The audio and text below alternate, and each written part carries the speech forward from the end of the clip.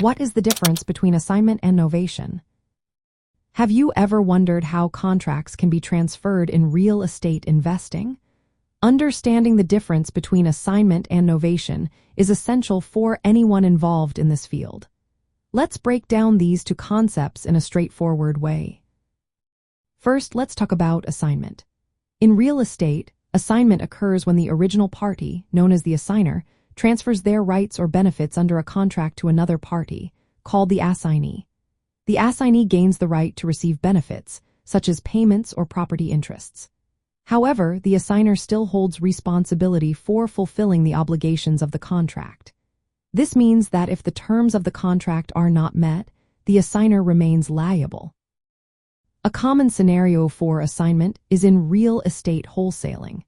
An investor may assign their purchase contract rights to another buyer without ever taking ownership of the property. The original contract usually stays the same, but the other party may need to be notified or provide consent based on the contract terms. Now let's move on to novation. This process is a bit different and involves a more complete transfer. In novation, both the rights and obligations under the contract are transferred to a new party.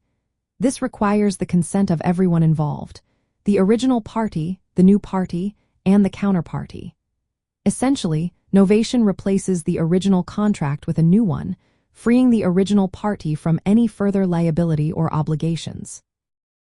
Novation is particularly useful when an investor wants to completely exit a contract and have someone else take on all responsibilities, including any liabilities. This can happen in more complex deals or when transferring financing obligations along with property rights. To summarize the key differences, with assignment, the original party remains liable, while novation releases them entirely. Assignment keeps the original contract intact, but novation creates a new contract. Consent is not always needed for assignment, but it is necessary for novation. Lastly, assignment transfers only rights, while novation transfers both rights and obligations. For real estate investors, knowing when to use assignment versus novation is important.